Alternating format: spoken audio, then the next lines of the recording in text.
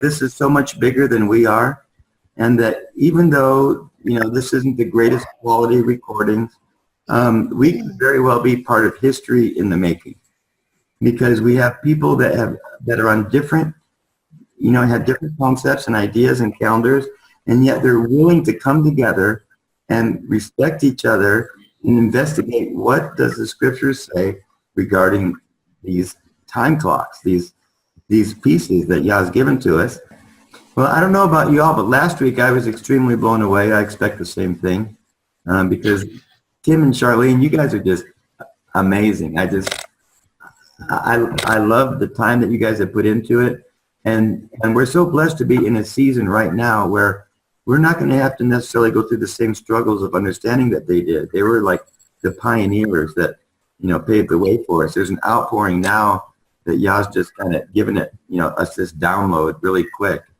And I don't know if you've all noticed that, but I think that's the season that we're in, truly. It was a bigger fight before. Now we don't have to fight at all. It's his fight anyway. But I mean, it's just it's nice not to be slammed and rebuked, quite so much anymore. So, or maybe we're just getting better at our presentation. I'm not sure, but I am sure that there's an outpouring that's happening right now. To calendar at towardsthetribes.com for any questions. Or if you know someone that has a question, you might want to say, that's a good question. You should send it into calendar at towardsthetribes.com. And it'll go directly to Charlene and Tim's help desk, and they'll answer those questions personally. In our emails each week, in our updates and reviews, we'll try to always have this past week's video. So on the next email, you should see this video in that email and a link to this week's PDF in that same section. Down below, we put a link for the previous week and its PDF. And then there's some help tools like eSword and some other little tools. And as we get more of those, we can put some of those links in there. So there'll always be the week that we just did and the week that we did before down at the bottom under the extra, it's called extra, read all about it, What was that? I was just saying that's my line, Mark. That's more. I was just saying that's my line. I'm the paper boy. Extra. Read all about it. Yeah.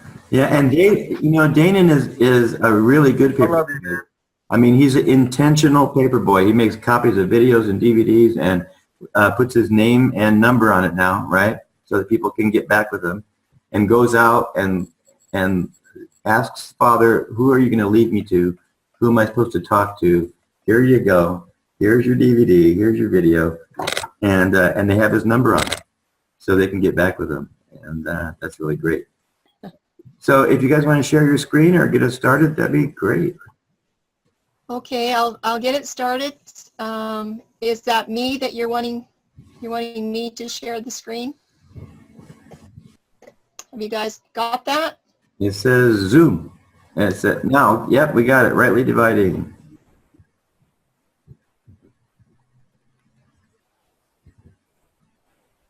Boy, okay. You know what? I need a notepad. I just remembered what we're doing now that I see it on there. Grab me some note paper. Go ahead. First of all, I just want to just give a little bit of an introduction here of what we're doing tonight. And I also want to let you know that I am on satellite internet, so I have a delay time for you people that are on the fast speed internet. If you need to say something, it takes probably, 5 or 7 seconds to get to me. So if you have something to say, just keep talking and it'll get to me and I'll be quiet. But we have a delay because I'm on this this other internet system. And don't worry about the struggles, because Tim and I had struggles this week in doing this, putting together hot off the press, something that we learned from last week actually dovetailed into this week's lesson that we had no idea was going to happen. And it's a little bit heavy, but we'll do our review a little bit later on. I also would like to mention that we're having lots of review, lots of repetition. And that's really important for people that are new, that are coming in and haven't heard this before. They need to have a chance to hear it for the first time. And also, if you've heard it 100 times, hearing it one more time isn't going to hurt, because it helps you to learn how to share with others. So don't be afraid of hearing the review. There's going to be lots of review as we go through every study. Even though this is Genesis 1 tonight, for the Hebrew evening, here we are again at the Hebrew evening. It is one of the trickiest terms on the first day of creation. So we're going to be putting a little more work in that tonight. I just wanted to let you know that it's not going to be boring, but we are still kind of working on evening.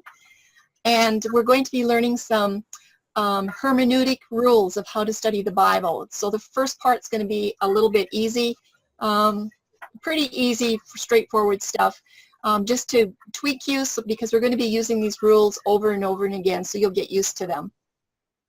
The presentation is long. I actually have about 100 slides, 98 slides. I do not expect us to get through.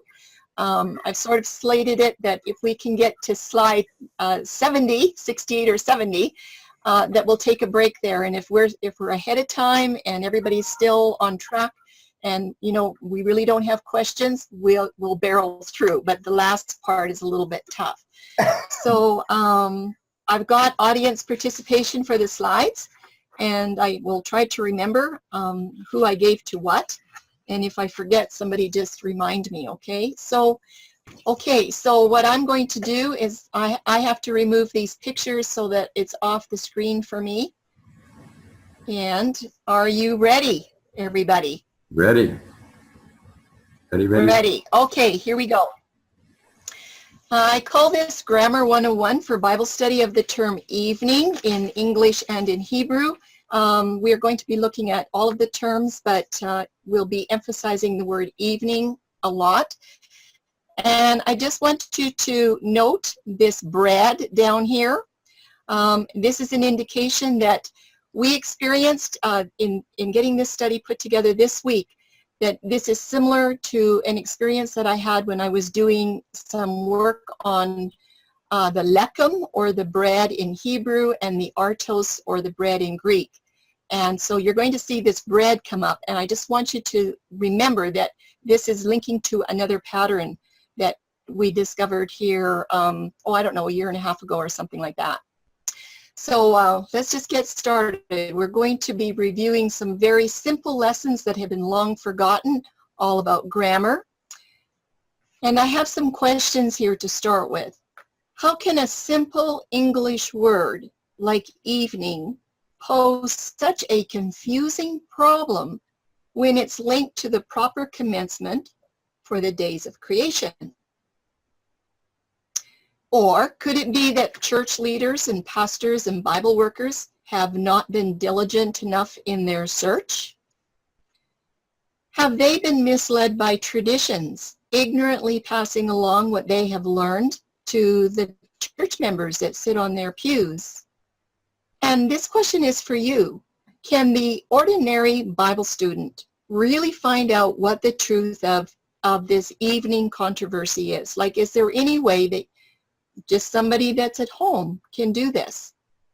And we're going to see how this problem can be solved with a simple grammar skill that all of us need to remember. So tonight, for understanding the phrase from Genesis 1:5, it's the last part of the phrase. You can count the words, there's not very many there. And the evening and the morning were the first day. And most of us that started out in Sabbath keeping said, oh, that means that Sabbath starts at Friday night sunset, because that's where the evening begins. But we want to know, does evening really mean sunset or not? We're going to find out, and we're doing this because we want to teach you how to answer questions when you're sharing calendar with other people, so that you can also help them to understand. So this is part of our experience on how we learn to do this. So in this study, we're going to learn how to use the scriptures with some basic study tools, including a review of your basic high school grammar classes. And Tim and I had to learn this too, so you guys do as well. we're going to learn how to use a dictionary properly, and you'll have to know how to use a lexicon. We'll be doing the dictionary tonight, and I have been absolutely totally surprised over the last couple years of how many people don't know how to use a dictionary anymore. And I'll bet that most of those people thought that they did know how to use it. Yeah, and I bet you they all learned it in school, but you know what happened at graduation day? They forgot it. They forgot everything. I'll say a little bit more about the dictionaries when we get to that slide. The sample topic of study is for the day start that we're doing that I had planned is from Genesis 1 on the first day of creation. And I've also planned for Day of Atonement, but that will not be today, and it might not even be next week. But those are the two that we're doing. So that's what this study is all about. And of the highest importance, we need to learn to read more than 10 words to discern the content and the context. I'm finding that just like Tim and I used to be very sloppy readers of the scriptures, so is most everybody. It's just not him and me. So we want to teach you how to be really good readers of your content in your context. Now, we're thanking our friends in Africa because we have several over in South Africa that have been doing calendar studies, we know for at least almost 3 years. And they're trying to share with their friends and family as well. They're feast keepers. And their understanding hasn't been quite up to par yet. So when they're teaching, they're having difficulty. And there's still questions coming back to them. Things like this. This was an email that came to me from an African Dawn believer, and she might be joining us one of these days. But this is what she said, and I think I can use her name. Tersha is her name. She says, "Hi, Charlene. This question is from an even-to-even person, meaning sunset to sunset. How will you respond?" And this was the question that they sent from Africa. A sunset person says, "Hi, everyone. I have a question. What does it mean that the knowledge of the Hebrew word erev, which meant even or evening, which meant afternoon or sunset, what does it mean that that is lost?" And you know, that's the question that we're getting. Like, how did even, or which we thought was sunset, how did that get all messed up? So this particular study was done for the people in Africa. And lots of people have these similar experiences, and later on you're going to be telling me that. So the question is always the same. Since when does the day not begin with evening anymore? So today we're going to sharpen our Bible study skills, and we're going to find out the answer. When does Yahuwah's day really begin? And this is kind of a teaching study so that you can help your other friends, you know, because it's going to come up. And I say it's a good question, and there is an answer. So we need to work between two different languages. We're working between English and Hebrew. And Danon, you're supposed to get ready to help me with this slide. Can you help me read this slide? If he's there. You want me to read it? Yes, go ahead and read it. Okay, working between the two languages, French. To learn French, one has to learn that such and such a word in French means such and such a word in English.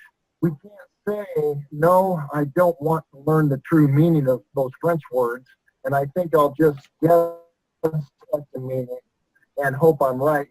You'll likely be 100% wrong. Okay, and let me finish the next part. It works the same between English and Hebrew.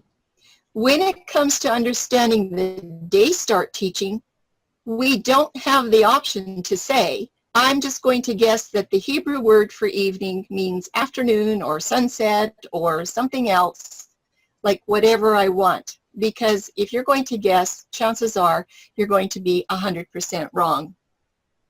And yet, that is exactly what has been happening with the word evening. Many are still guessing. lots of us are making an assumption that it's right. We're not even guessing, we're just assuming it, and that's what Tim and I have done. Our parents taught us that. We just said, you know, evening means sunset. That's when the day begins, and that was the end of it. But there is another problem. Many of us have been taught that evening means sunset, period, which is right. Few of us have thought about challenging this point because we really believed that what we were shown was true. We were taught this concept very early, some of us from the day that we were born, and most of us also have been taught never to question the meaning of such a simple word. And now I'm starting to ask the question and say, why have we never questioned? Well, this is what I came up with. Because we were taught that our leaders and our teachers and our pastors, they knew the truth about such a matter. And they simply wouldn't have told us a lie from the front, from the pulpit. At least I didn't think so, right? And neither would my mom and dad tell me a lie.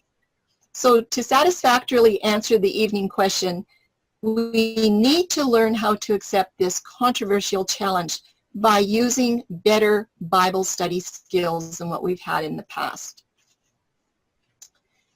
So teachers do have a responsibility, and Tim and I want to tell you that we feel very responsible in this position. And there is a possibility that we maybe have something not quite right. We don't think we do. But if that is the case and we are, it's brought to our attention, we will definitely make sure that it gets straightened out. So a teacher has a great responsibility, and we just take for granted that our parents and our teachers, our pastors and our leaders, they know the truth about the day's start. We just believe them. And the hardest part could be this, realizing that the true definition of the word evening is not sunset. When we got the information about this, it's almost 8 years ago in a few weeks, Tim and I both just said, you know what, this just isn't right. It absolutely is not right. The day starts at sunset, period, no discussion. But we were prompted to look a little bit further. So we may question why our teachers did not investigate the Hebrew definition by simply looking it up in the exhaustive concordance. That is a very easy thing to do, and I have no idea why they didn't do it. Okay, Randy. I'm looking for Randy to help me. If Randy is there. Maybe we don't have him. I'll go ahead. So what could be the reason? Has tradition been taught as truth? Many believe that the Jews have preserved the correct day for the weekly Sabbath. And my question is, can you prove the true weekly Sabbath from your scriptures? Like, do you know how to do it? We hope to show you that. Many also believe that the Jews have preserved Friday sunset as the commencement for all the Sabbaths. That's our challenge today. And we have found out and discovered the Jews hold many traditions, and I'm wondering how many you can name. We're discovering all the time that the Jews have many traditions, and they've turned them into a Torah truth. As sheep, most of us have been following what the Jews hold as truth because we believed that they would know. And this is my question. Have the sheep been following the wolf? I don't mean that in a naughty way. It's just a question. We've been following a group of people that we really believed knew how to understand the holy oracles of the word. And there's a lot of things that they do hold wrong, especially when it comes to worship statutes. And that to me is the most important. Janet, you were going to help me read this slide. Is Janet ready? Yep. What about? Okay, Janet, go ahead. What about traditions? Yahusha, Paul, Timothy. Yahusha in Matthew 15:3 and 9 says, "Why do ye also transgress the commandment of Yahuwah by your tradition? But in vain they do worship me, teaching for doctrines the commandments of men." Paul says in Colossians 2:8, "Beware lest any man spoil you through philosophy and vain deceit, after the tradition of men, after the rudiments of the world, and not after Christ. Timothy says in 1 Timothy 1:4, neither give heed to fables. Oh, wow, Janet, you did such a good job. Thank you. If you study that little term there, giving heed to fables, you'll have a real eye-opener as well. But Yahusha and Paul and Timothy here, three very good witnesses, are telling us to beware of traditions and fables and things like that, things that are deceitful. We need to learn to check everything out. And we're going to be looking at some of those things today. Okay, Mario, this is your slide, and it's not a hard one. Okay. It says, the restoration of truth. Do you believe these words? In the time of the end, every divine institution is to be restored.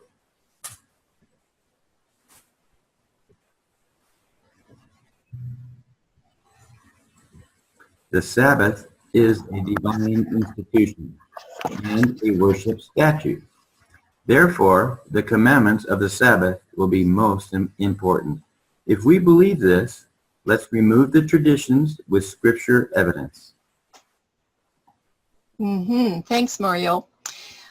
This sentence is a very important sentence, and I would just like to go over it again in the top box. In the time of the end, and I believe that that's where we're at the last generation, every divine institution, and I believe that definitely includes the worship statutes, is to be restored. That's future tense. We're going to talk about tenses.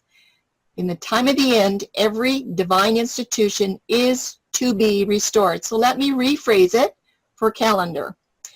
In the last generation, every divine institution of calendar for the bride to walk with the bridegroom is to be completely restored before the second coming. That's the way I read this. And we see that happening today. And I think that when the bride finally, understands the calendar and how important it is, she's going to be very powerful as she teaches people around the world, whoever that might be. So there are some ways to remove tradition.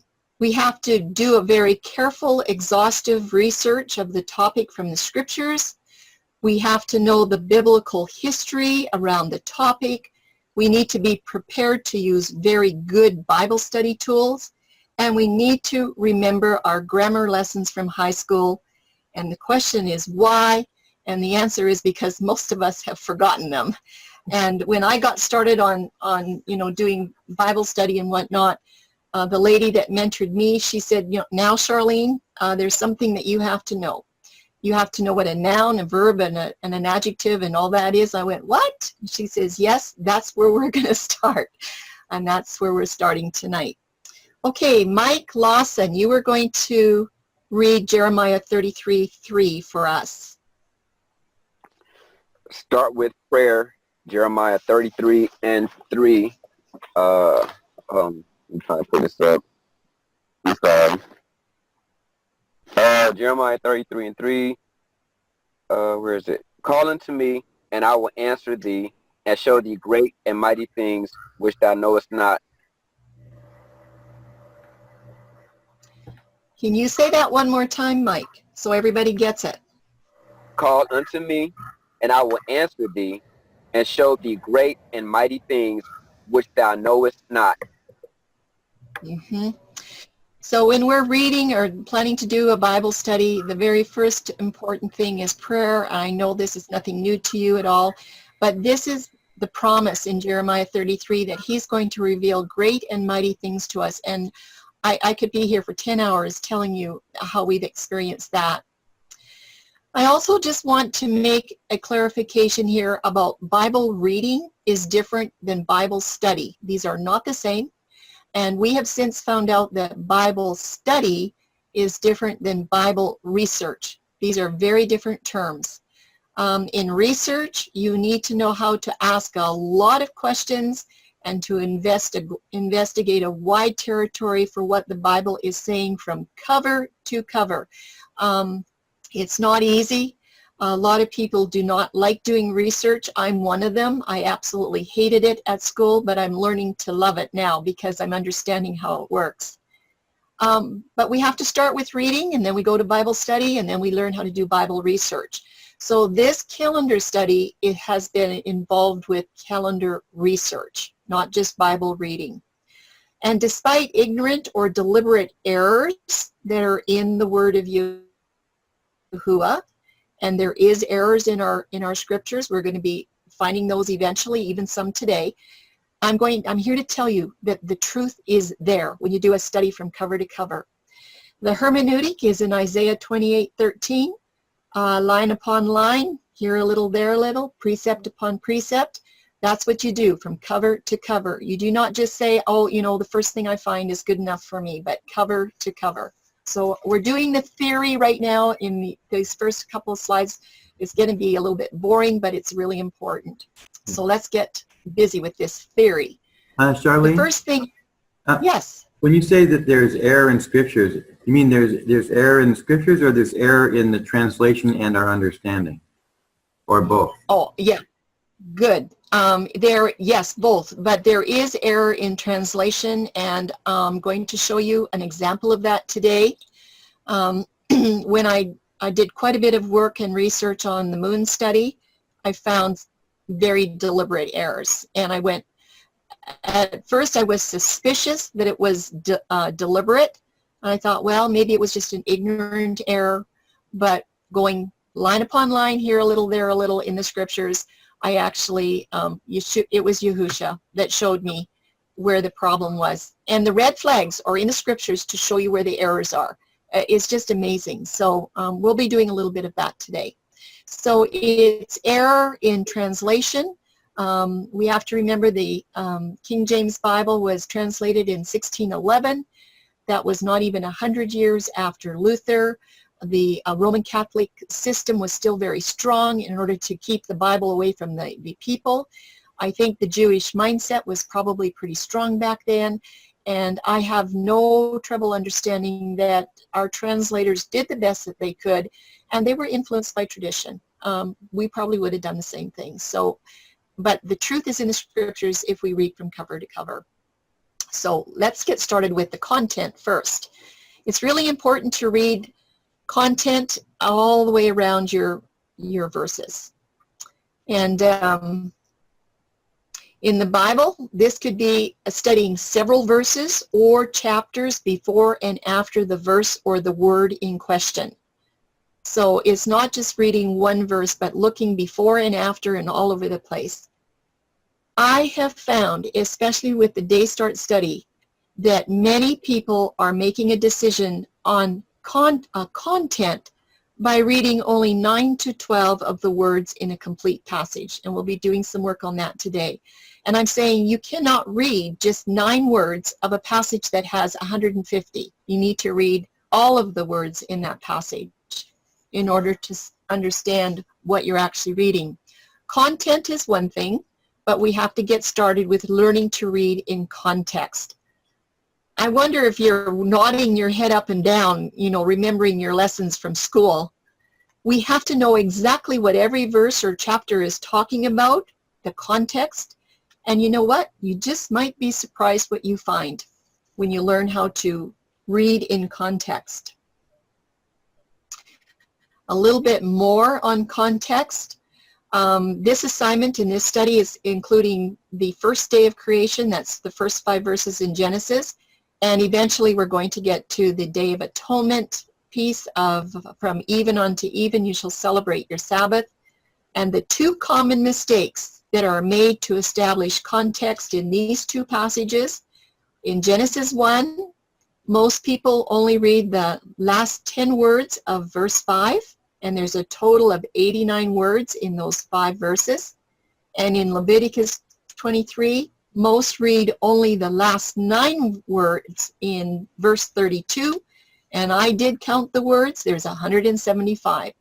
So it's easy to see that if they only read 9 or 10 words out of a whole context of scriptures and content, they absolutely cannot have the true meaning of what they're looking for. It's impossible. We're going to do some work on that later too. We're going to get started with grammatical terms. You have to be able to identify a noun, a pronoun, an adjective, a verb, and an adverb. These are the absolute basics. Today we're only going to be looking at nouns, but in a full Bible study you have to know at least those. I'm not saying a full grammar class, but you absolutely have to know at least those 5.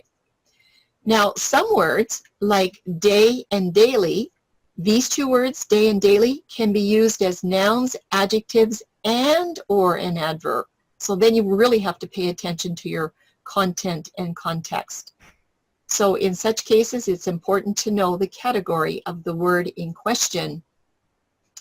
I'm saying why? Because the context changes for words when they act as a noun, or if they act as an adjective, or if they act as an adverb. And I know you might not understand this right now, but as we go through the different studies, you'll see how that comes about. So I'm just giving you the theory here, this boring theory before we go into the clinic. Also getting started with tenses. We have to know how to identify tenses like past tense, present tense, future tense. That doesn't really come up today, but this is a really difficult area for a lot of students that are studying their Bibles. Here's some homework for you. In Revelation 13, 1-5 is a very good exercise to learn how to work with tenses. Using the proper tense is going to bring forward the proper time frame of the 42-month timeline. There's a 42 months timeline in there, and if you don't pay attention to the tense, you will not know where the timeline belongs. You will not have a clue. So that's some homework that you can do. Could you repeat that, we need to get address for the homework? The Revelations? I'll just back up. It's Revelation 13. It's about the composite beast that comes out of the sea. In first 5 verses, it's telling you about this composite beast that has the body of a leopard, the head of a lion, the feet of the bear, and iron teeth like Rome. Okay. And it tells you how long he's going to rule, and it says 42 months. That's an interesting number because 42 months is exactly 3.5 years on a calendar that has 360 days in a year. That's important. 42 months of 30 days each is exactly 3.5 years. So what I'm saying is that the calendar study is important because it's going to break open timelines. In the end of time, if our calendar has not gone back to a 360-day year, it will be impossible for the bride to understand how to work that timeline because it will not work on a year that has 365 or 366 days. That's just bonus tonight. Okay. Thank you. So what about definitions? The Old Testament is translated from the original Hebrew. I think we all know that. And sometimes the translators did not choose the best word or phrase to bring through the best meaning. I'm just going to give you an example here from Daniel 7:25, where it says that he, and it's talking about the little horn beast, where the little horn will think to change times and laws. The word in question is times. Now, back then in 1611, maybe everybody understood what times meant, but we don't today because words change in meanings as we go through the, from decade to decade. And the word time does not reflect the true meaning in this verse, which actually is referring to set appointed statutes or the Moedim. In both English and Hebrew, you cannot assume that you know the variety of definitions and which one is listed first. Don't assume that you know that. You have to go and look it up. So in this study, the word day and evening are 2 of the tricky words that we have several definitions, and they're all different. Definitions for some of the simplest words have to be checked out. And a shelf full of everyday dictionaries and concordances will be very useful. Another word that is questionable is the word the word became, sorry, in Genesis 1:2, and the earth became void. Remember that? Became, or the earth was, pardon me, I think it's was, and the earth was. Tricky word, you need to look it up, okay? So some of these simple words will change the context and the meaning of a verse. Okay, we're into using dictionaries. Because words, their meanings change over eons of time, especially from the 1600s to today, we have to go back and find out what the original meaning is of some of these words. And I'm saying if you have a Strong's Exhaustive Concordance, you're going to need to learn to use it. And Noah Webster's 1828 dictionary is very valuable. I think that Mario's got those tools on the Covenant Calendar website there. So you'll be able to access that with your computer. And a variety of dictionaries is always a good idea as well. Even old dictionaries, lexicons and commentaries. If you find an old dictionary in a used bookstore, pick it up because it's going to have some gems in it. I found this out when I was doing the moon study, and I went to an old dictionary to look up a simple term like lunar and lunation, and I'll tell you what, did I ever find a lot of stuff. Tim likes to use 1600 and 1700 lexicons and commentaries along with Paleo-Hebrew. It's very extensive research, but what I'm finding is I'm sticking with the simple tools of a Strong's Exhaustive Concordance, the 1828 dictionary. I'm going cover to cover, with that hermeneutic, here a little, there a little, and guess what? We are coming up with the same end conclusion. So he's doing it from the hard end, and I'm doing it from the easier end, if you can call it easier. But we're coming to the same conclusion. So I'm saying if you know how to study your Bible cover to cover, you'll be able to figure it out. But these extra tools do not take the place of comparing with the scriptures. Now, here's something that I had to learn. The very first definition in a dictionary is really important because the first definition of any word in the dictionary, and this goes for every dictionary in the world. This is not just Canada dictionaries or US. This is every dictionary works this way. The very first definition of any word in the dictionary represents the way that word is used the most in that particular language.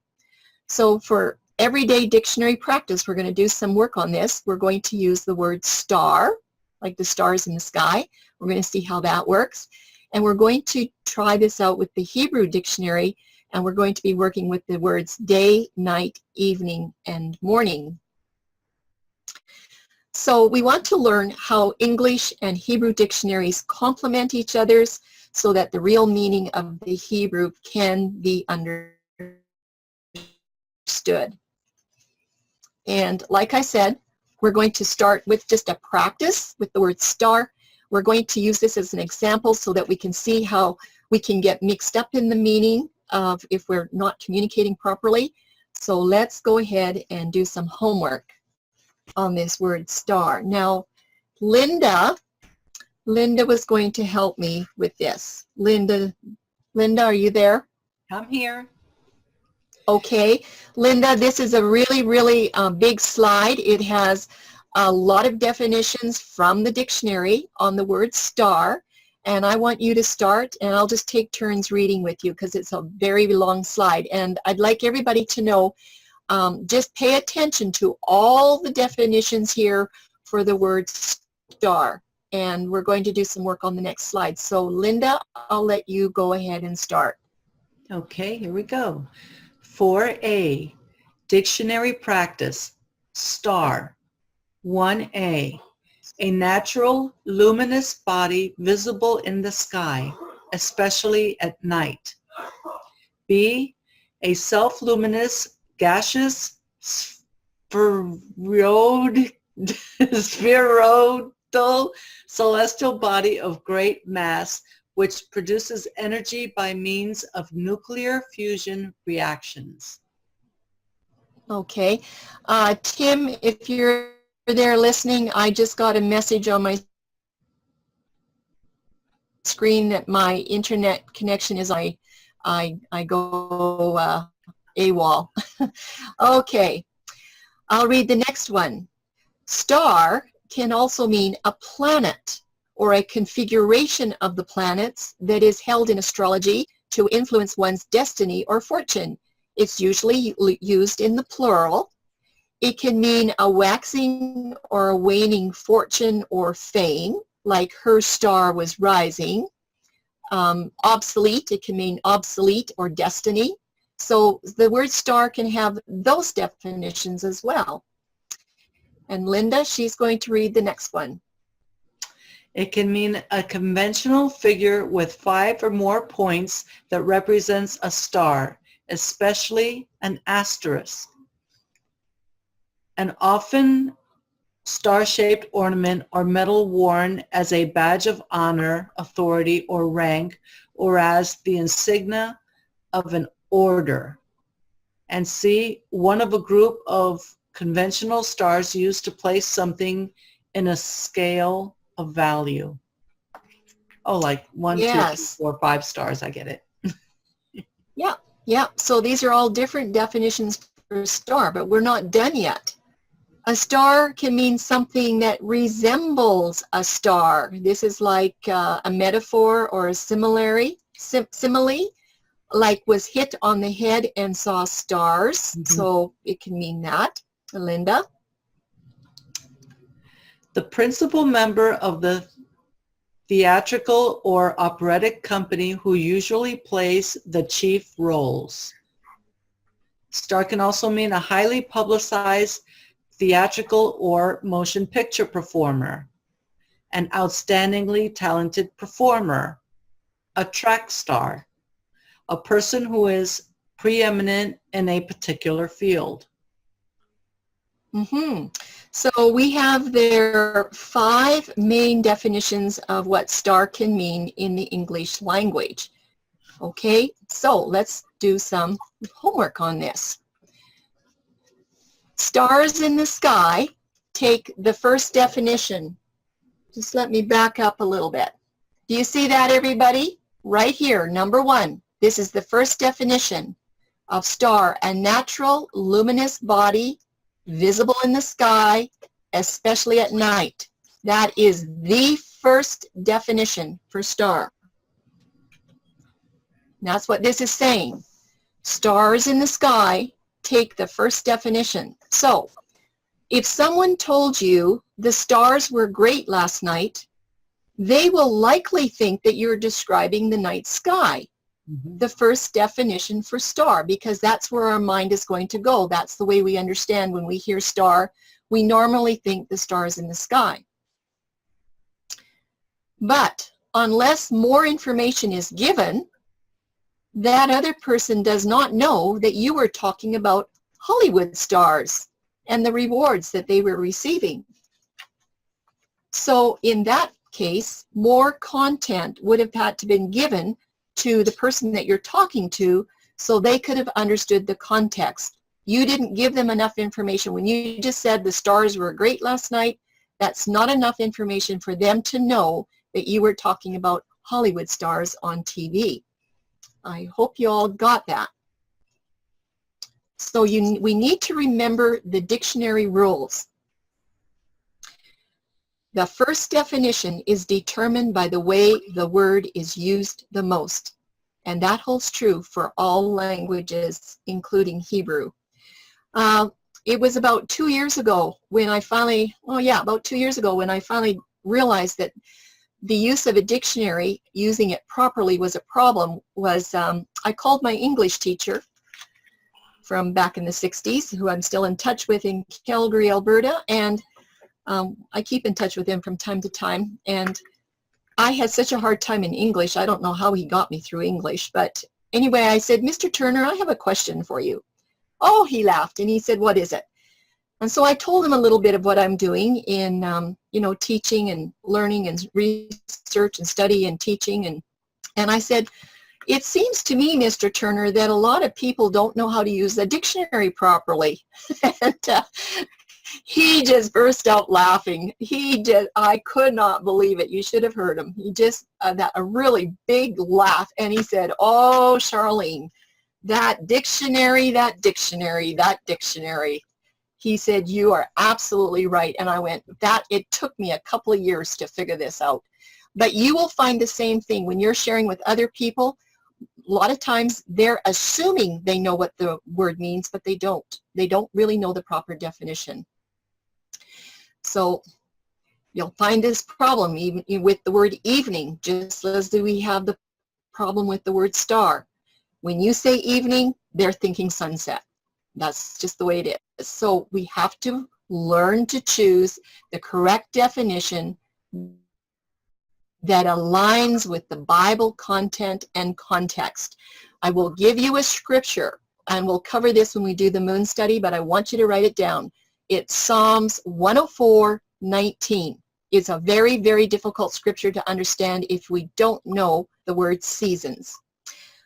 However, many are assuming that they know the Hebrew definitions, and they don't even go to check to see if they are correct. They don't even think about it. And this is exactly how sunset became an incorrect definition for evening. It just happens so slick. The enemy knew exactly what to do. So we're going to apply some very, very simple study skills with Hebrew Dictionary. I'm using a Strong's Concordance. I have an older one. We're going to do some comparison to Brown Driver Briggs. You're going to see some problems there. And of course, your 1888 dictionary is really important.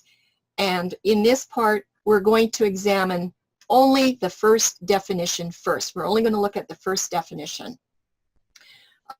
Just would like to note to you that if you want a full study on Genesis 1 to 5 and you have time to read about 80 pages, we have a document called Creation's Chronicle. It includes all of the content and all of the context for those first 5 verses. And to solve that evening problem, this study scrutinizes these 4 basic specific terms in Genesis 1:5. And like I said, we're only going to examine right now the first definitions for day, night, evening, and morning. Now, some of them have more than one definition, but I only want to look at the first one at this point in time. So Genesis 1:5 for me is a very special verse. And this is the first place where you're going to find these 4 terms in the King James Version. So Bobby Zimmerman, you are going to help me with this slide. Yes, I'm here. Okay, go ahead. Genesis 1:5 is the first place where any of these 4 terms are found for the first time in the King James Version. And God called the light day. And the darkness he called night. It's the first usage of night. And the evening is the first usage of evening. And the morning were the first day. So the first usage of of morning. Thank you. I'll finish out the rest of the slide, Bobby. Thanks a lot. So this verse is very important because these 4 terms are all being used for the very first time in Scripture right here in this verse. So we're going to be taking a good close look at the first definition of these terms. And we will do that just from the simple Hebrew dictionary, which I'm using is the Strong's. Okay, we are barreling through, and for a lot of you, this is probably not brand new, but it's good review if you're helping somebody else. So the first definition for day, which is Yom, when it says, and Yahweh called the light day, in the Strong's, this is what it says. From an unused root, meaning to be hot, a day as the warm hours, where the literal from sunrise to sunset. And I'm saying there, my square black brackets, anything in square brackets, I'm giving a comment That is basically the 12 hours of light. Or a more accurate explanation is going to be from dawn to dusk, and I'm going to show you in this study today how the Hebrew definition for evening and morning are going to correct what Mr. Strong put here saying sunrise to sunset. That's going to show you how your here a little, there a little is going to correct where there's a problem with a Strong's definition, because there are problems in the Strong's Concordance. There's no doubt about that at all. Oh, there you go. I just mentioned that to you. Now, I just want to do a comparison with the Brown Driver Briggs Hebrew Lexicon. This book is not a Strong's Concordance. It is a commentary on a Strong's Concordance. You can go do the homework on this, and I'm finding that a lot of people are only using Brown Driver Briggs for their Bible study and Bible research, but this is not the way to go. Do you notice here that Brown Driver Briggs, this is what he's got, day as opposed to night? Now I put in this part, the square brackets, basically the 12 hours. That is all he gives you. Mr. Strong at least gave you something to choose from. Now this is only the first definition, but I want you to see how the Brown Driver Briggs is going to cheat you out of understanding proper definitions. You can check it. Occasionally he has more information, but not often. Now for the word night, and this word is not to be confused with darkness, which is 2822 in Hebrew, koshet. This night is Leal, and there's only one definition, so this is easy. It's 3915 from the same as Hebrew 3883, and it's properly a twist away of the light, a night season.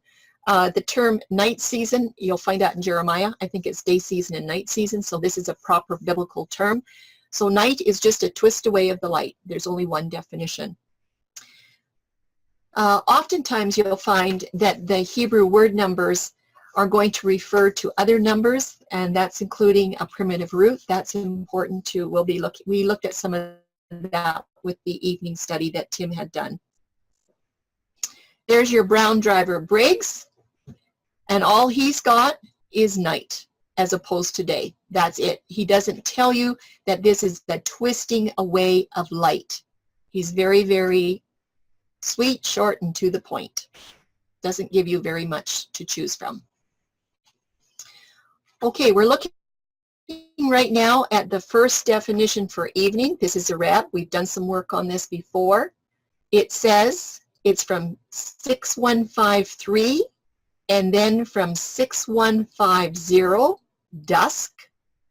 And then it goes on to say H6150 is Arab, and that is the primitive root, identical with 6148, through the idea of covering with a texture, to grow dusky at sundown, to be darkened toward evening. I'm bringing down this 6148 down to here. This is the primitive root right here, to braid or to intermix. We talked about this the last 2 weeks, that evening, a rev, 6153 means a mixing, and I think we all got that point. So we have lots of definitions here. Brown Driver Briggs, he went out of his way to tell you it's evening. That's all he told you. And like I said, often he lacks in definitions. He does not give you enough information. So I really don't look around in his work too much, the Brown Driver Briggs. Morning is another easy one. There's only one definition. It's Boker, 1242. And basically it says, look at this, properly dawn as the break of day. Boker. A primitive root. We talked about this plowing and breaking forth when the ox plows the field in divides. Now here's an example of Brown Driver Briggs, and he went out of his way to give you all kinds of wonderful definitions for morning. This is one of those exceptions. He says break of day. It's used as the end of night. Excellent. He uses it as coming of daylight. Excellent. It's used of the coming of sunrise. That is excellent. And he says it's used for the beginning of the day. I have to give him an A+ because that is absolutely excellent. So this is one part where the Brown Driver Briggs, he actually gives you more definitions, but the 1242 is actually very good too. So it's good to do a little bit of checking around between the Strongs and the Briggs and see what you come up with.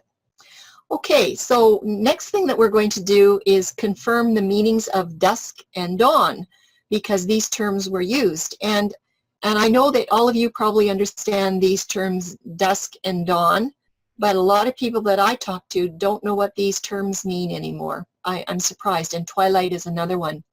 So just to be sure that the first definition of evening and morning in the Hebrew has not changed in translation to English, we're going to go check the Webster's 1828 dictionary, and we're going to compare what Webster had to say about these words, because he links his definitions back to the King James Bible. It is the most accurate definition of English words back there, and like I said, we're only looking at the noun definitions. I'm not giving you the others, just the nouns, because we're talking about nouns. So this is from the 1828. And dusk, it means attending to darkness, incipient or imperfect obscurity. It's a middle degree between light and darkness, and then it goes on to say this. It says twilight, as the dusk of the evening. It's a tendency to a black color, darkness of color. And he gives an example saying, whose dusk set off the whiteness of the skin. Very interesting definitions. Let's look at the word dawn from Webster's 1828. He says it's the break of day, the very first appearance of light in the morning. And here's his example from Joshua 6:15. They arose about the dawn of the day. The word may express the whole time from the first appearance of light to sunrise. He's giving you some really good definitions here that are lining up with the Hebrew definitions. And then another word, dawning, which is a noun. He says it's the first appearance of light in the morning. So we have no problems. But he uses the term twilight. Twilight was used in the dusk definition in the 1828. And we've talked about this before, this big surprise that many people do not know what twilight is. And I'm saying, do you? I know all of you do, but there's a lot of people that do not know what twilight means. If you live in the north, you sure do. And I'm sorry, Sudi, you were supposed to read this, so do you want to pop in and read this noun definition for 1828, twilight? Okay, the noun definition for twilight. The faint light which is reflected upon the earth after sunset and before sunrise. Whatever that word is, light. In latitudes remote from the equator, the twilight is of much longer duration than at and near the equator. Yes, that is so important. Thank you, Sudi. So the twilight, Webster's is saying, is after sunset and before sunrise. And guess what? That's what the mixings are. We learned that last week. The mixings are before sunrise and after sunset. Another word is twilight. So, and twilight is in the Strong's Concordance, and this is what it says for twilight. It's 5399, neshef. It's from 5398, properly a breeze. The reason it's saying a breeze is because usually the cool winds or the breezes come up at night, at this twilight time. They'll start to come up around that time. Then it says dusk. That's your first definition for the twilight, when the evening breeze prevails then it says dark, and then look what it says. It says the dawning of the day. That is your second definition for twilight. So the first time that dusk is used in twilight, it gets the first definition, and the dawning of the day is the second definition. So we need to look a little bit further. If the verses are vague, we need to look a little bit further. Well, let's see what Brown Driver Briggs has to say. There you go. He says, twilight, to blow. Qual, yeah, that means the most common literal message for the proper interpretation. So Brown Driver Briggs isn't really any help at all. But I do want you to remember that dusk is the first definition under twilight, and dawn is the second. So let's look for a first note on twilight. I have two or three things I want to note here about twilight. That dusk is the first definition, dawn is the second definition, and there are 14 twilight references in the Tanakh, or the Old Testament, that use 5398 and 5399. 5398, twilight, is the root word, as the root word is first used in Exodus 15:10 for the Red Sea crossing. This event originated with the evening winds that parted the water, allowing the people to cross over during the following night hours. 5399, twilight, is first used in 1 Samuel 30:17, and this is a text when David is in battle. We're going to read it here in a bit, and here's your homework. It's in the form of a question for this 5399 twilight. Will 1 Samuel 30:17 take the definition of dusk or dawn for the word twilight? We're not going to go through this tonight. I just want you to go and check it. This is what the verse says. And David smote them from the twilight even unto the evening. Now that even, I put the number in there, that is not the same as a rev. It's just, another word from the twilight onto the evening. You could actually leave it out. Okay, so he smote them from the twilight unto the evening of the next day, and there escaped not a man of them, save 400 young men. So the question is David talking about the dusk twilight or the dawn twilight? But I've only given you one verse, so what you would have to do is read the whole story. I don't know how many verses it would be in that chapter, but you would have to read the whole story to try to figure out if that twilight is dusk or dawn. And there's 12 other references where twilight is used, so the content and the context would have to be carefully examined to determine exactly if the twilight is dusk or dawn. That's the work you have to do with your content and your context.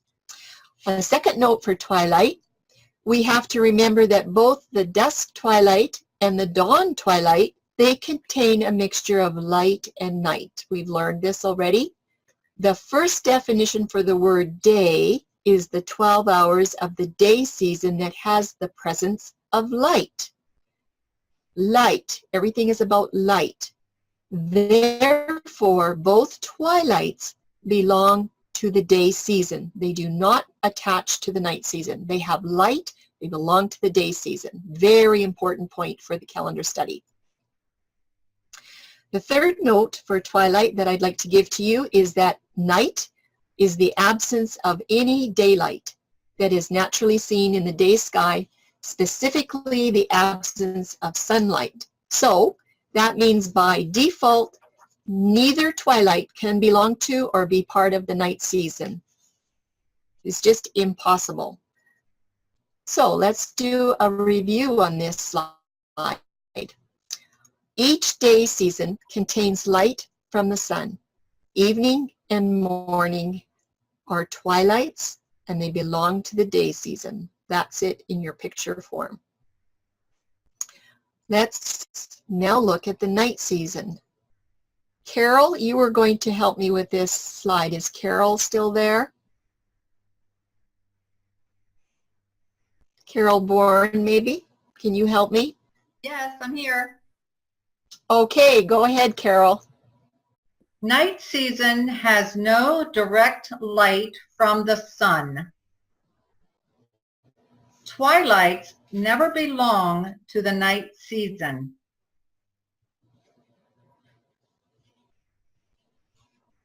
Question: do the northern lights belong to the day season or the night season?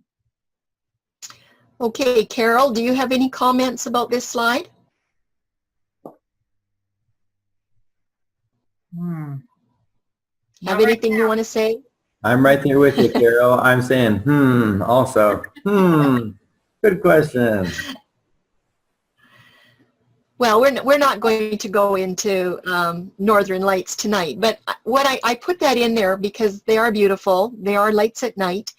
And I just want you to get used to asking questions. I want you to learn to think about asking questions. And this is a question. You know, we're not going to solve this riddle tonight, but I want you to learn to think out of the box. Is everybody good so far? Okay. So good. Yes. Okay. Yes. I'm happy to hear from you because I can't see your faces. I had to move you all off the screen. Okay, so we went through the first definitions of these terms, day and night, evening and morning, and we're going to remember the very first usage of a word most often takes the first definition. So now we're going to apply this application to Genesis 1:5. So this is sort of a review. We're now going to put in these first definitions so we can understand what this verse has to say. And Yahuwah called the light day, meaning that that was the hot part of the day or the warm hours, which are from dawn to dusk.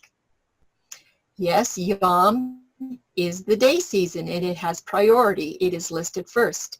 And I want you to note that Strong's would have been much more accurate if he would have used the terms dawn instead of sunrise and dusk instead of sunset. We're going to see a little bit more of that. Do I have any questions from anybody on this slide? No? Okay. So this is an example here of where we saw a problem in the Strong's definition. So here's a question. Where do you suppose Mr. Strong picked up the definition of sunrise and sunset in place of dawn and dusk? And somebody can answer if you have an answer. Where did he get this idea? From tradition? Whose tradition? Jewish tradition? I think so.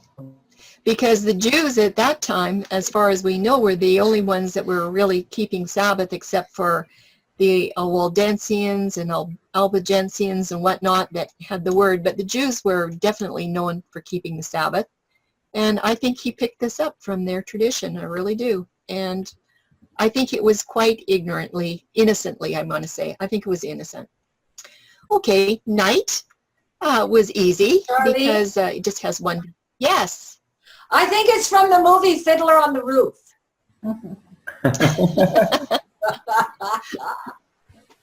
I don't know who's talking, but you're going to get to give that study in a couple of weeks. Vivian. Oh, Vivian. Oh, it's Vivian. Okay, because I can't see. I can only hear. All right. So night is easy. It only has one definition. It's just a twisting away of the light. So there's no light from the sun, because the only other light there is the sun. The moon does not have its own light. It only reflects light. And the stars are the lights for the night season.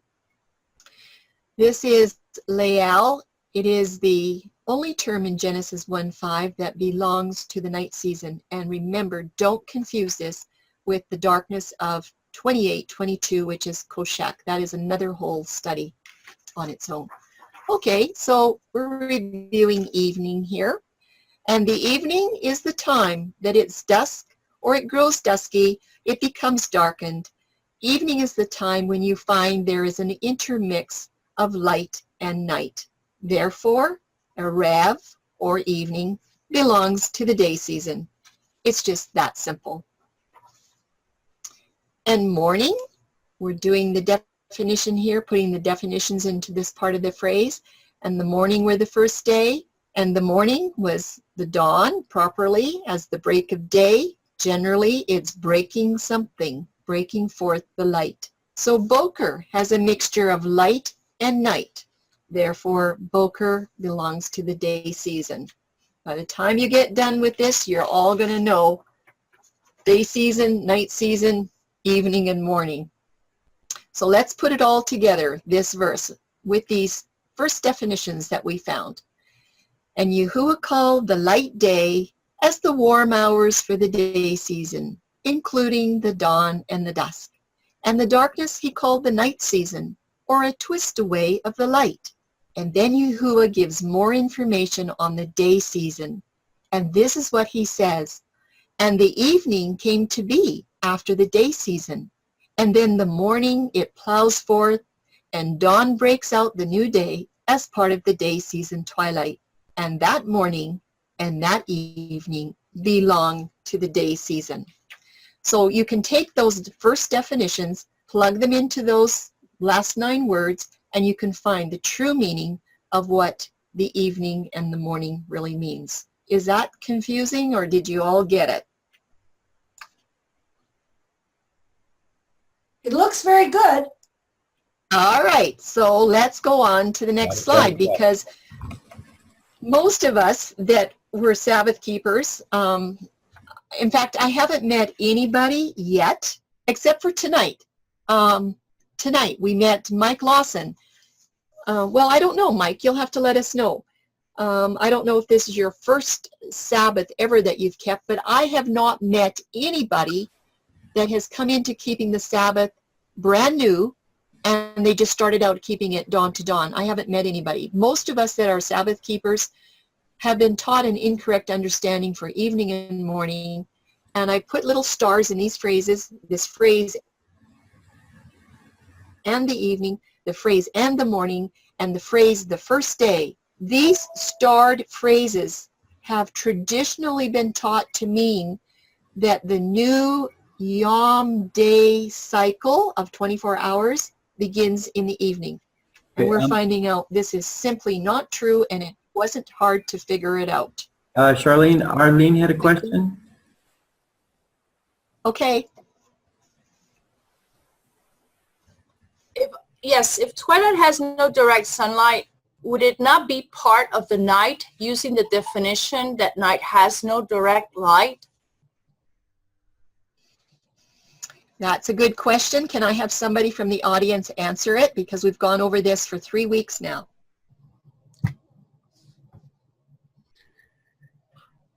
Can I give a scriptural example? Yes. Can we all turn to Genesis 19, verse 15?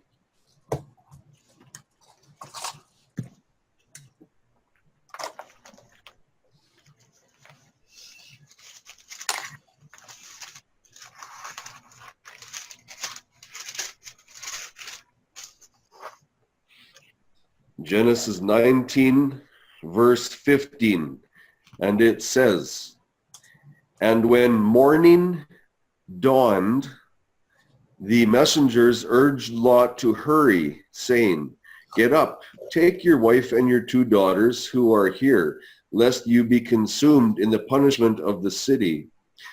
And I'm just going to narrate this. Remember, the angels come, they grabbed Lot, and they said, "Get out of the city, take your family with you." And Lot protested a little bit.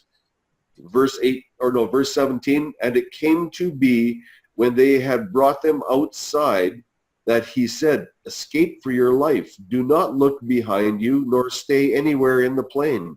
Escape to the mountains, lest you be consumed.'" At that point, there was a little bit of time span when the angels had brought Lot to outside of the city.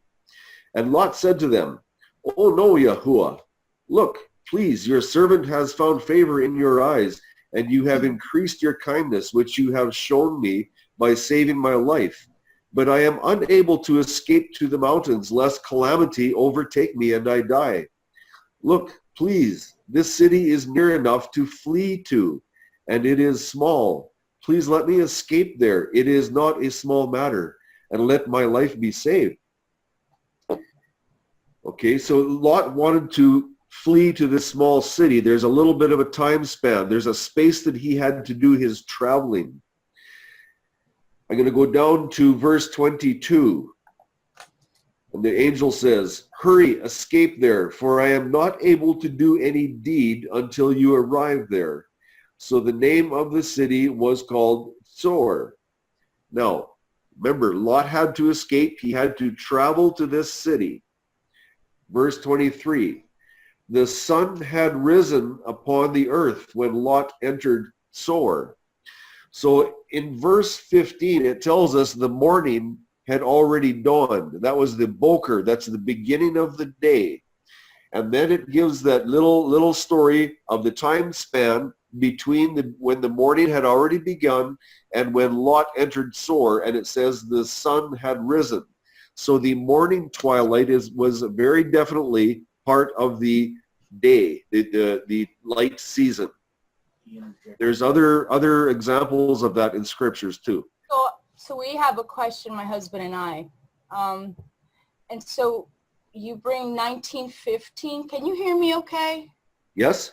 Yes. Yes. Yes. 1915. You said that the word there, and when the morning arose and the angels hastened, right? Yes. And you're saying the morning there is boker? Yes. But I'm looking at Blue Letter Bible, and the Strong's definition is the word shachar, number 7837. It's a masculine noun. And that shachar says morning 12 times is the first definition. The second is day 6 times. Then early twice. Day spring once. Light once. Riseth one. Shahar once. Defined as dawn, dawn, at dawn as an adverb. And then it has a root, because we always want to go to the root and find the verb, right? Yes. So if we click on the verb for number 7836, that would be shakar again. That's the primitive root. And that would be seek early 4 times, seek twice, diligently seek twice, be times once, and then miscellaneous 3 times. So I'm kind of confused because it doesn't say boker. Okay. Okay. Where is For morning? where in the scriptures does it talk about Jacob, Charlene? Oh, I forget what chapter that is. Can't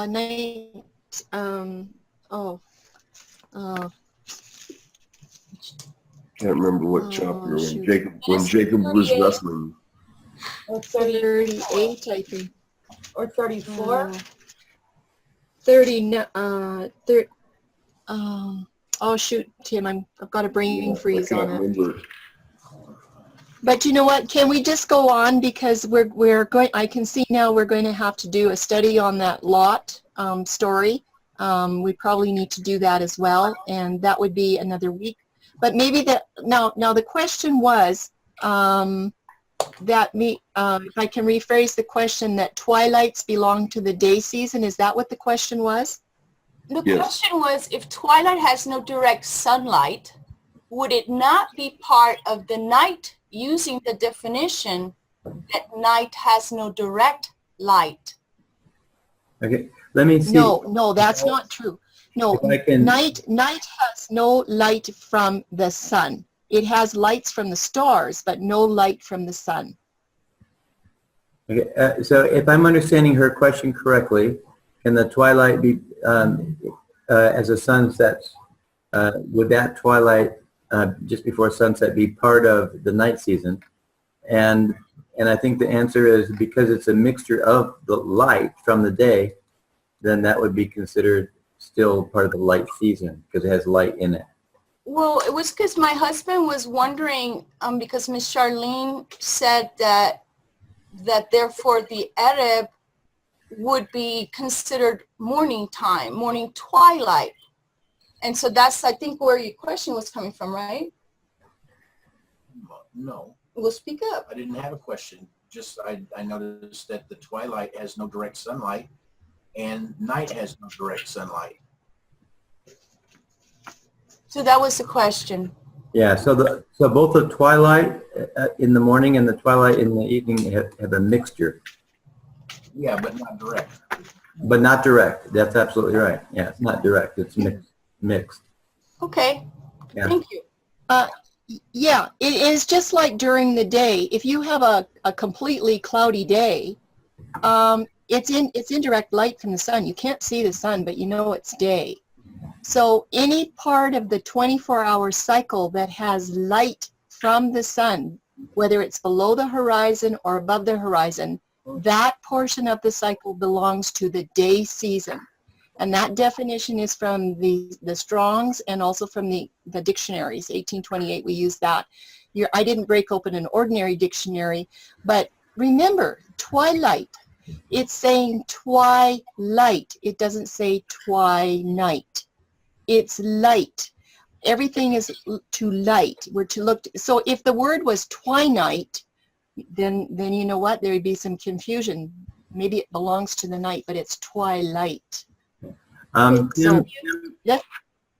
Tim, there's a message in there from you from Sally and from Kay. Sally says Genesis 32, Tim, and Kay says Tim, chapter 31. So I just thought just in case you weren't noticing the messages, I thought I'd throw that to you. Okay, so thank you, Mario. And if we go there, chapter 32, verse 24. And Yaakov was left alone, and a man wrestled with him until the breaking of the day. Again, that is shakar, and that is dawn.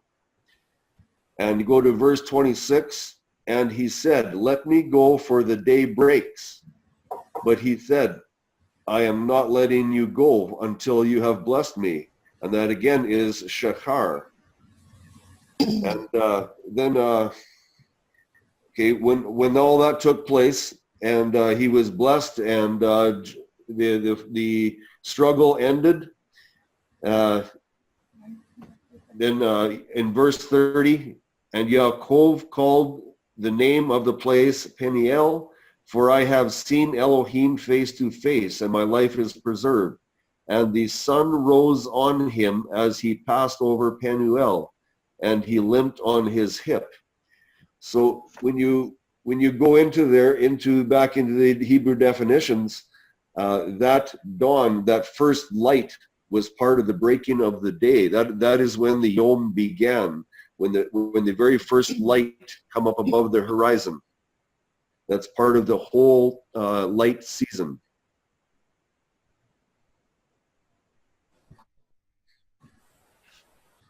Thank you for that. Okay, we have 2 more slides that maybe will help clarify. Was it Arlene that was asking the question? I can't remember. Yeah. So Arlene, if you want to go ahead and read this slide, do this slide for us, it might be helpful for you or for other people that are having trouble in this area. Of course, any portion of the 24-hour cycle that has a twilight mixture belongs only to the day season, not the night season. Therefore, the evening has nothing to do with how a day begins. The 2 days, the 2-day season, twilights are before sunrise and after sunset. Neither twilight belongs to the night season. But the morning is even more special. The morning ends the former 24-hour cycle and begins the new 24-hour cycle at the moment of daybreak. In Genesis 1:5, morning ends day 1 and begins day 2. Okay, does that help Arlene, or does that help some of the rest of the people?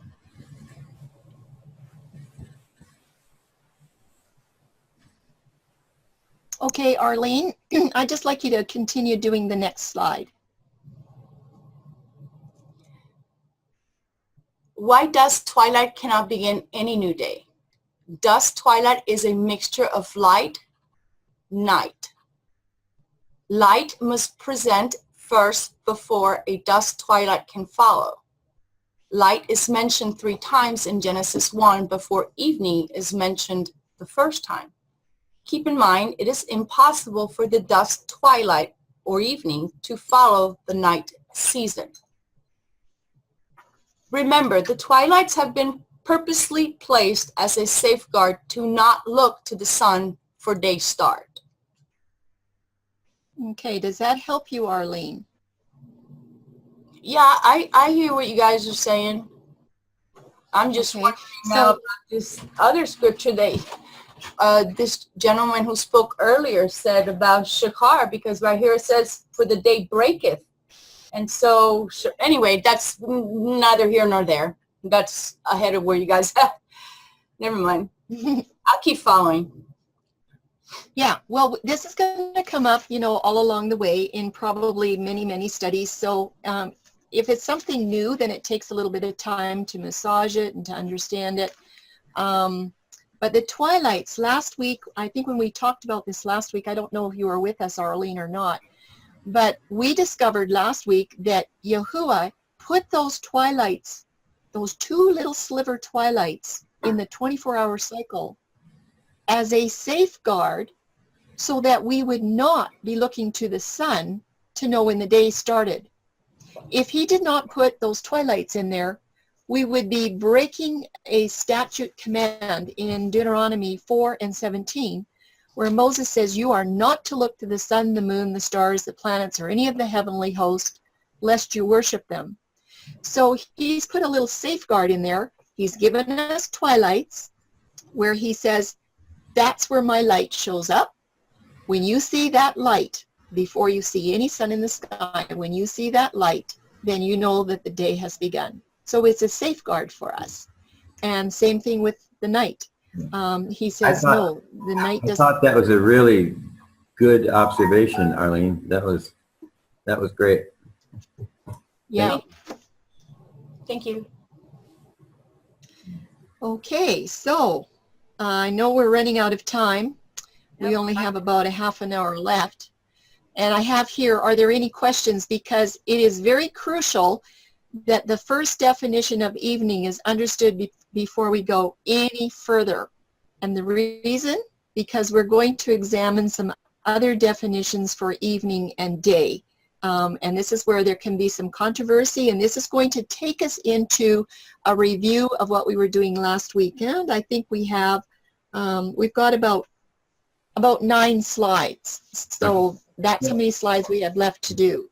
We have about 5 minutes till those back east can log off, and then we were going to do like a half hour of questions or prayer or fellowship or however it is that you wanted to do that. So how much, we have 5 slides you said, or 9 slides? We have about 9, but they're review slides from last week that are dovetailing with what we're doing today. Okay. Well, why don't we just get going? Let's rock and roll. Yep. Yes. Okay, Mario, since you've got your mic on, I'm going to have you do this slide, but I'm going to say first that now we are looking at the second definition or the other definitions for these words. We only looked at the first ones, but Mario, do you want to go ahead and read this slide? Sure. Okay. And thank you, Sylvia, for the note. Evening, second definition of day. At this point, there should be a huge question as to why day is ever listed as a definition. Why? Because Reb is defined as a mixing of light and night.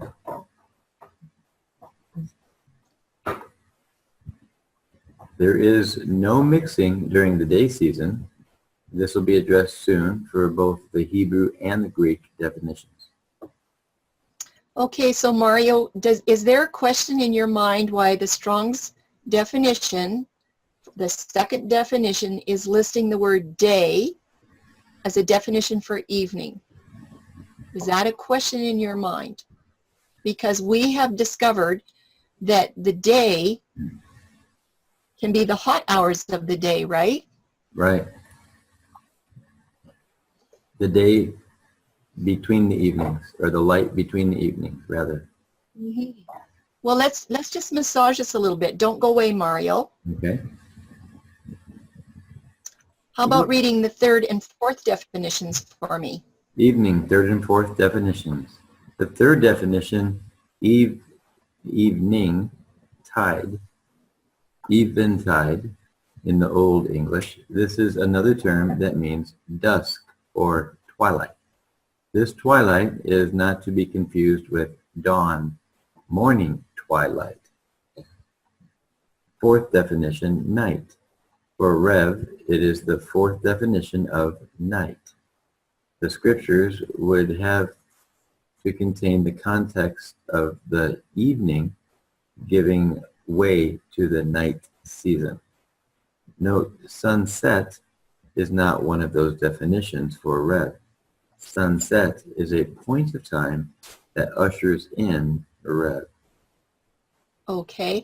So Mario, do you have any problems with the third definition being even, evening, or eventide? Is that okay with you from what we've learned?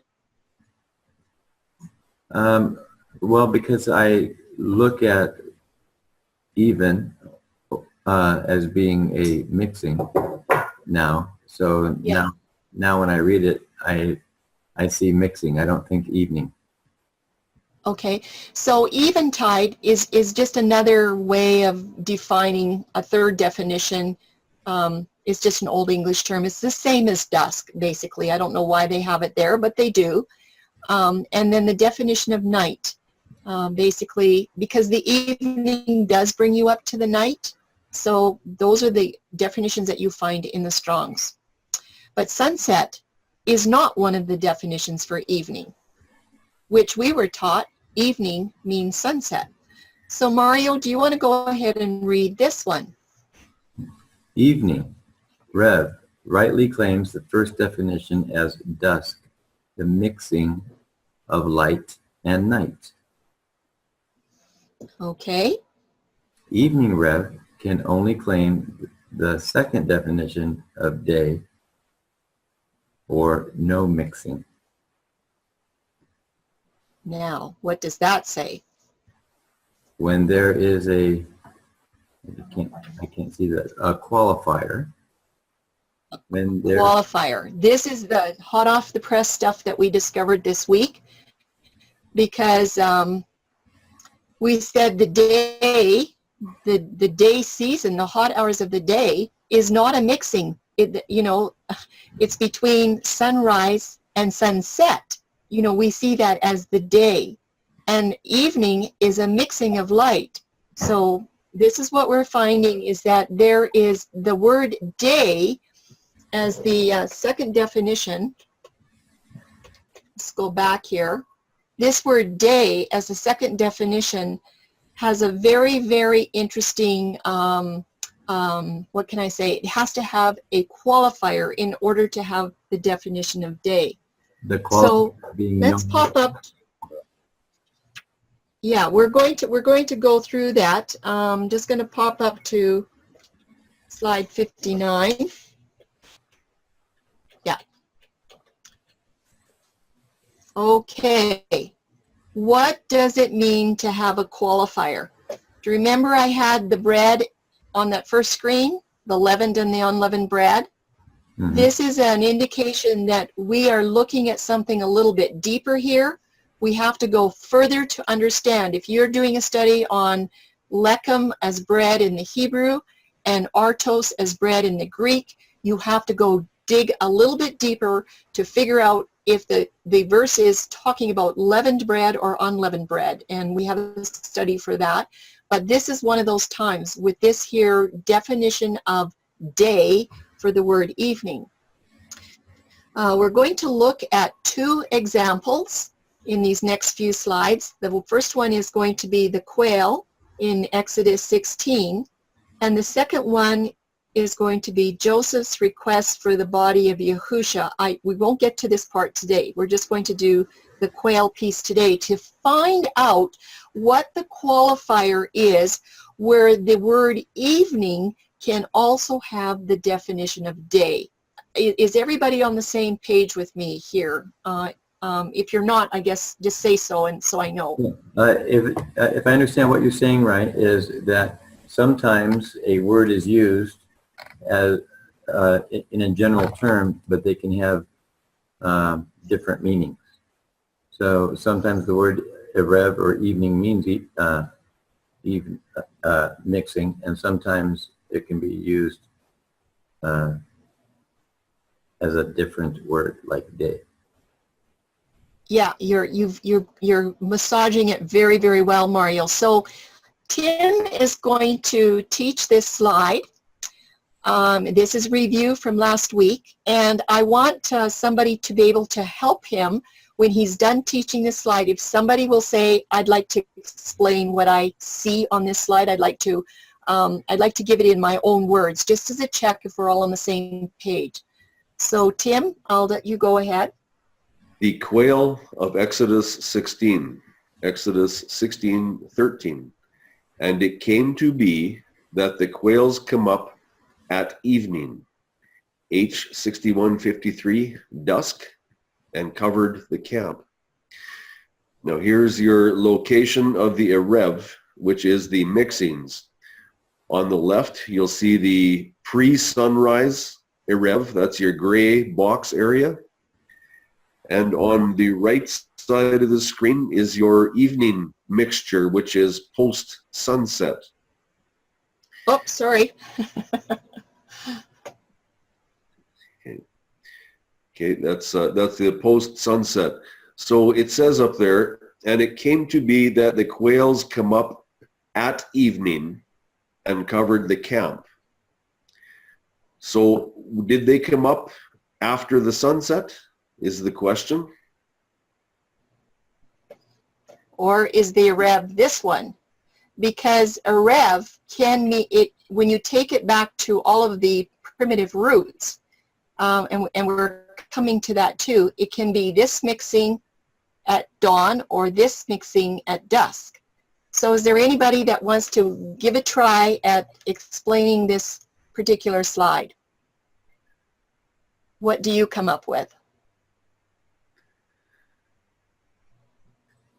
Well, we'd have to read the rest of it. Someone can say something? Go ahead. I said, according to what I'm reading, it sounds like the quail came up at evening, which would be dusk.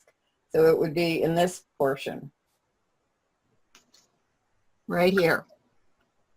Right. Well, that's a good time for that's a good time for quail to come into roost to catch them and eat them, isn't it? Is at the dusk. Well, Tim, let's go to the next slide and you can continue on. Erev and Arbayim are family words. There's the very top. Arbayim is the plural of Erev. Arbayim takes in the meaning of both the pre-sunrise and post-sunset twilight mixtures. Mm-hmm. Okay, that's pretty clear. So basically, we're still talking about twilight mixtures. It's just that when we were on Erev, it can mean this one, and it can mean the dusk one. But remember, the very first definition for Erev, for evening, is the dusk twilight that's in the evening. So this is your plural. When you're using the phrase between the evenings, which is Arbayim, then it's talking about something different. Okay, Tim? Oh, here's a question. At which Erev do the quails arrive? Because there's two of them. When do the quails look for a place to roost? When do they fly low to the ground? Okay, Tim? The Hebrew phrase ben ha-arbayim only means one thing. Between the light and darkness mixtures cannot mean after sunset. Between means up to the up to the sunset, or it means after sunrise. And it's in between. It does not mean either before or after those events. So the question is, where this red arrow is between sunrise and sunset, do you see that as qualifying for the word day? That's the question. I say yes. Yes. Thank you. So the question is, Tim? Do the quail arrive ben ha-arbeim, between the mixtures? Yes, that's what we learned last week. Yeah. Yes. Okay, Tim, keep going. I'm waiting for it to come up here. Okay. Oh, there we are. The quail's qualifying statement is Exodus 16:12. I have heard the grumblings of the children of Israel. Speak to them, saying, between the evenings, that's between the sunrise and the sunset, you are to eat meat. Exodus 16:13. And it came to be that quails come up at evening, H 61:53, before sunset to dusk, and covered the camp.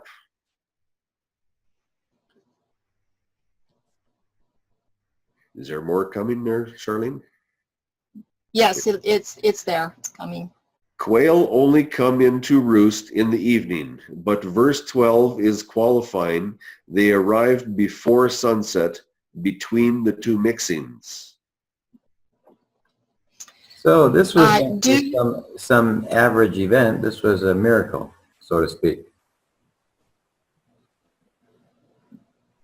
Yes, I believe Yahuwah orchestrated this very, very well. Those quails were coming in to roost just as about before the sun was about to set. And they're coming in, flying low to the ground. They're looking for a place to land for the night.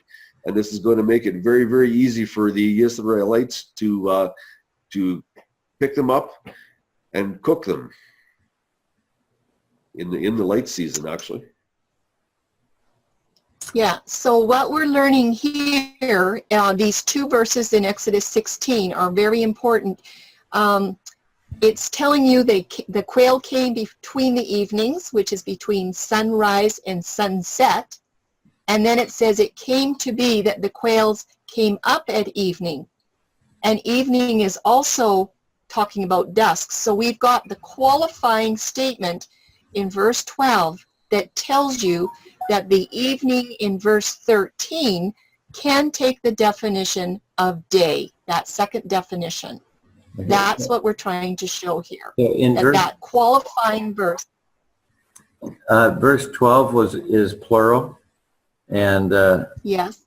okay, and then so that's a qualifier that it's between, and then 13 confirms when between. Well, remember that we discovered that when the quail were coming in, and it was probably late afternoon, because when they come into roost isn't at 12 o'clock, right? They come into roost as it's coming into the evening, but it was before the sunset. And that's when they had opportunity to catch these quail and to kill them and to fix them and get ready to eat them. And by that time, it would have been probably dusk. It would have been after the sunset. That's exciting. That's like another miracle in our face that we almost missed happening, because normally they would do it closer to dusk or evening, twilight. But now we're seeing that they came in possibly as early as the afternoon. I lived in Nicaragua for a year and a half, and I lived beside lots of chickens. I was out in the country, and not only the chickens but the other natural birds around there, they were in the trees, literally roosting in the trees by 5:30, and sunset was 5 after, 10 after 6. So that, I believe that's what these quail were doing. They were coming in to roost shortly before sunset. So it was at their normal time then that they would come in? Yes. That's my thoughts. Yes, I can't verify that from the scriptures, but from just like what Brad Scott says, that everything that he understands, he takes back to natural things in nature, and he says if things cannot be explained by natural circumstances in nature, then he has a problem with it. And I tend to agree with him quite a bit. You know, we need to look to the natural things what Yahuwah has created to help us understand the scriptures. Yeah. Yeah, sometimes it can be challenging when you have manna coming down from heaven. It'd be natural, right? Or the Red Sea splitting. Or the Red Sea splitting. Yeah. But I think it's interesting because they would have had time to get them, to cut them, to do whatever they need to do to prepare them. Yep. And a half hour isn't very much, but if they came in earlier than that, that would be, they were led to come in before their time, so to speak. It could be, very definitely could be. Mm. You know, also Mario, that National Geographic did a thing a while back that, especially with the quail, that's one of the biggest migratory patterns is the quail coming over there, and that last leg there before you get there in Saudi Arabia is their longest stretch, and just droves of them land there in the early evening to stop because of that migratory pattern. It's one of the biggest migratory patterns for the quail. Yes.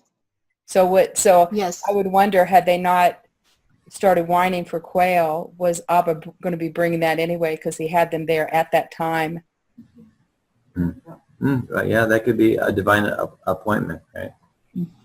Yeah. Doesn't the scriptures tell us that Abba knows our desires before we even speak them to him? Okay. Right. That's good. Yeah. Yeah.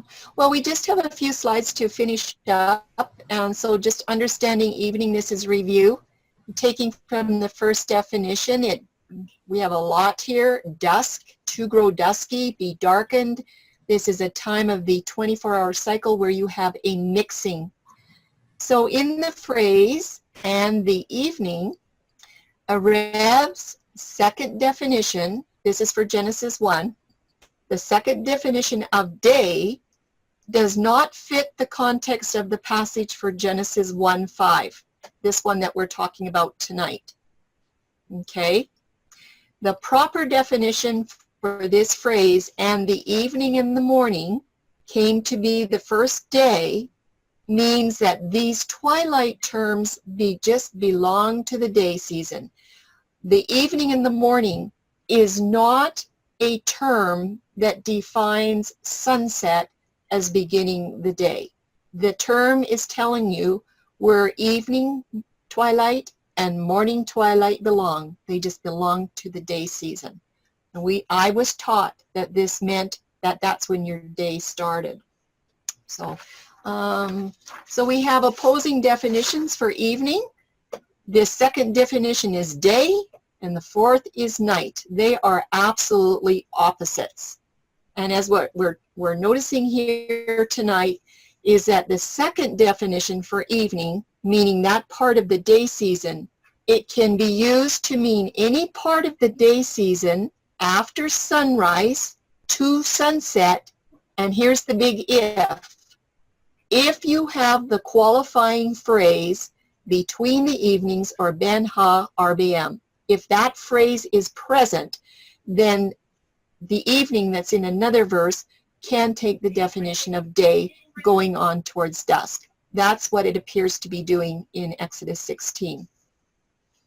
Yeah. Do you know of any places where between evenings would be meant between the evening before night and the evening before morning? Is there anywhere? Are you talking? Well, if between the evenings it would be light, right? Between the evenings it would be in the light section. Is that right? Yes. So are you talking about like right in between, like at the noon hour, or are you talking like there's a between the evenings for the crucifixion? No, I'm saying that between two evenings, there's the light season, and between two evenings, there's the night season also. Yes, that could be said that way easily, yes.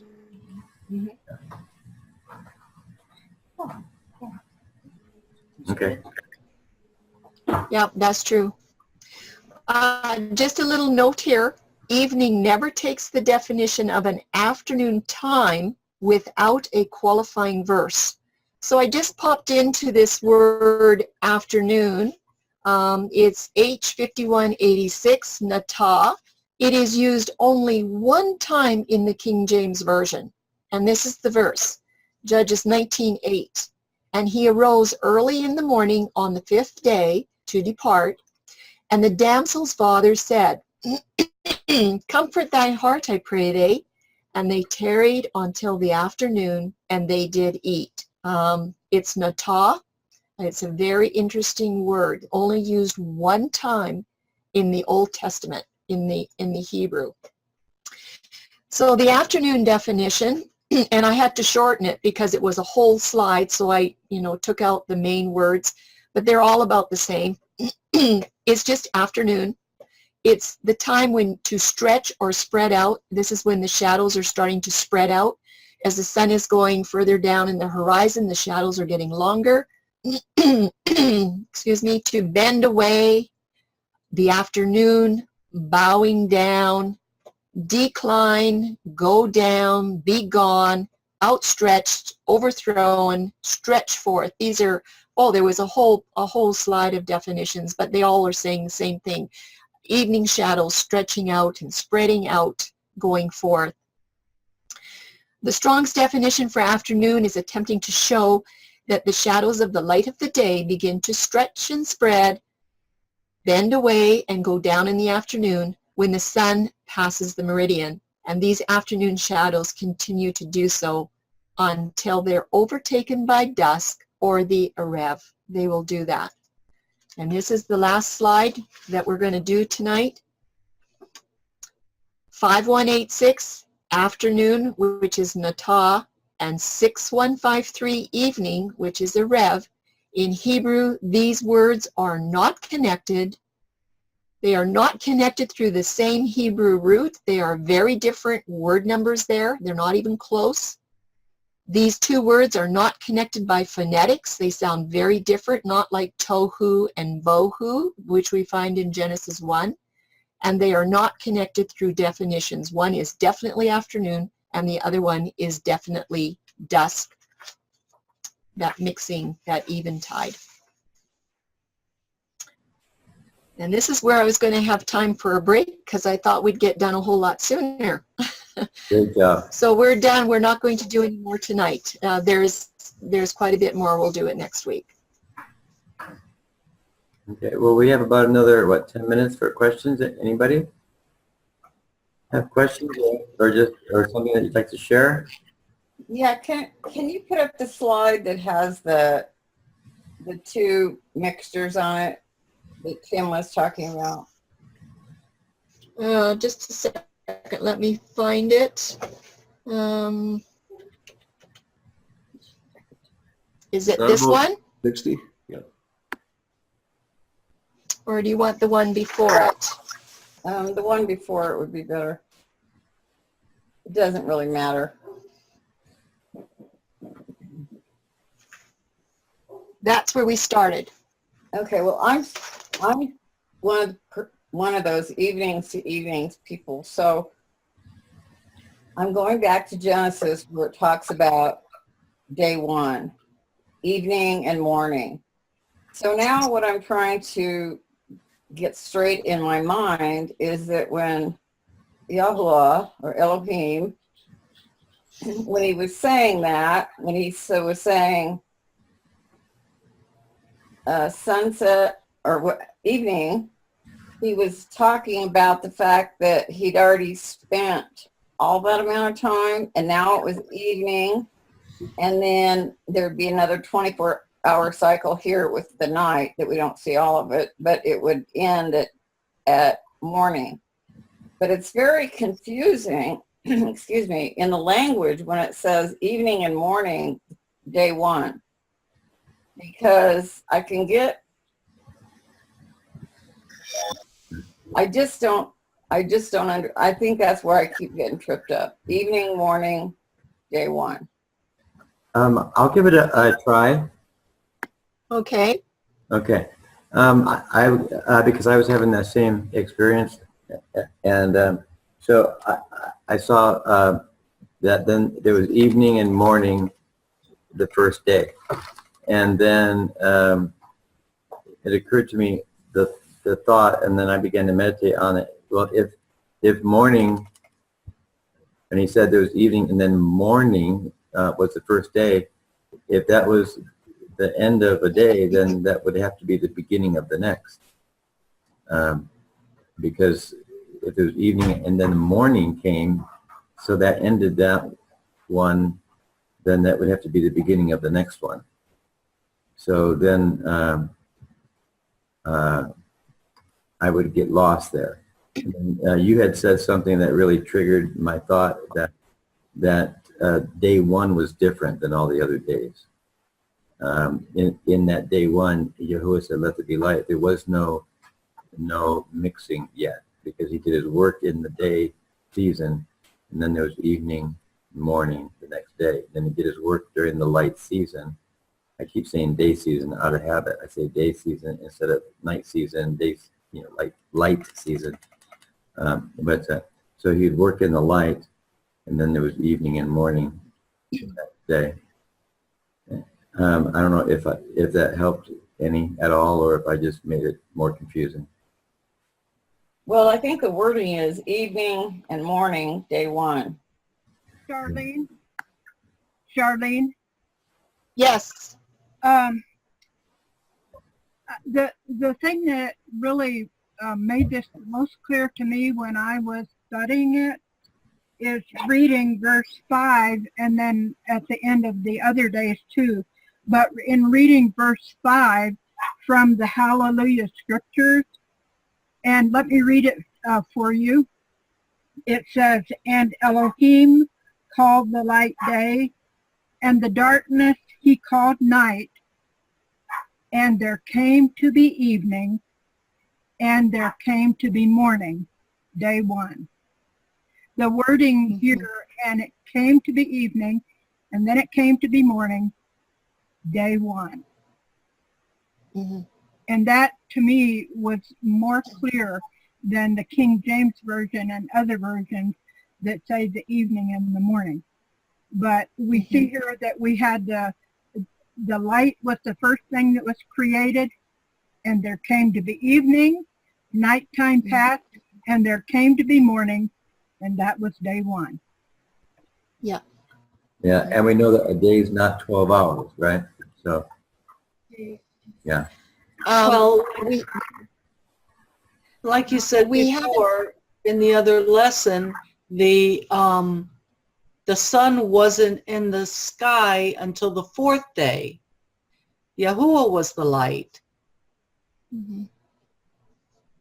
Well, I think on the fourth day he assigned them for a specific purpose, but I think in Genesis 1:1 was a complete statement when he said he made the heavens and the earth. So it's not that they weren't created yet, or that they weren't necessarily in the firmament with the stars and the moon and all that in the heaven. But I think their assignment came on the fourth day. It doesn't really matter when the sun came about, because that doesn't change the fact that the scriptures show there's an evening and a morning for every day, including or starting with day one. So, just try not to think about when the sun came about. We know the scriptures tell us that the first day there came to be evening after light was created. There came to be morning, and that was the first day. And every day thereafter, we have the creation. Then then evening comes about. The nighttime passes. The morning comes. Day two. Yeah, that's good. I was going on the premise that the mixture was part of the light season. So, Can I say something about the word one? Hello? What was that? Can I say something about the word one when it says day one? It doesn't say day one. It means one day. There's two ways of saying day one. There's Yom Rishon and there's Yom Echad. And in the Hebrew there, it's Yom Echad, which means it's one unit of a day. So we're getting ourselves confused when we say day one, day two, day three. In that first verse, it's saying that's one unit of a day. So, and the other thing is, Randy wanted to say something about it, about Just looking. In the Hebrew, in this first part of this is the Hebrew language. What's that term? What do you call that? It's looking backwards. yeah, you're getting to the end of the day and looking backwards when you get to there was evening and there was morning, one day. So. Yeah, that's because the Hebrew language doesn't generally have what they call it, they go forward and backwards. Tense. Oh, past and present. Yeah, past and present tense. But in this case, it does, it very in this particular passage, it shows past tense. That's what I was trying to say. That's something that we can take a look at too. We have 1 minute left, and so I want to make sure that nobody gets cut off in the middle of a sentence. So, Can I ask something real quick, Mario? I can do it in seconds. yeah. Randy, you're talking about in the Hebrew, it's like the future is behind us because we can't see it, but the past is in front of us because we can see where we've been. That was for Randy. You understand what she's saying? No, it kind of broke up a lot on me. Yeah. Can you say that again? It broke up. Are you referring to like in Hebrew with the past and the future that the future is behind us because we can't see it, but the past is in front of us because we can see where we've been? That's a very complicated way of saying something. I don't know if that's what we mean. I don't know for sure. Okay, that's okay. Okay. Well, we're going to have this up on YouTube here soon, so we can have an idea of right where to pick up. I think that'd be a really good spot. So next week, if we could start right where we left off, that'd be great. If you guys could read those same questions at the beginning of both study next week, we can start there. And I just want to pray real quick and first I want to thank everybody for being here. Thank you, Tim. Thank you, Charlene. Excellent job on the PowerPoints and bringing up some food for thought. And I pray, Abba Father, that you would allow your truth to permeate through our beings and that your seed would grow within us and that we would better understand your times and your seasons, and not because of any works of righteousness that we do, but because we love you and we want to show you and express that love towards you. And like Charlene said at the very beginning, we want to be part of the restoration of all things for your glory and for your glory. And so, Father, we give you praise, the honor, and the glory for what you've done, what you're doing, and what you will do. And we look forward to you, the author of and finisher of our faith, that you are faithful and you will complete that work in us. So with that, we give you the praise, the honor, and the glory, and we say good night to our brothers and sisters, and look forward to another day should you decide to give us one. B'Shem, Melchizedek, Yehusha, HaMashiach, we pray, and give you all the praise. Amen. Amen. Good night, everyone. We'll see you later. Shalom. Shalom. Shalom. Yeah. Thank you, everyone. Bye-bye. Thank you.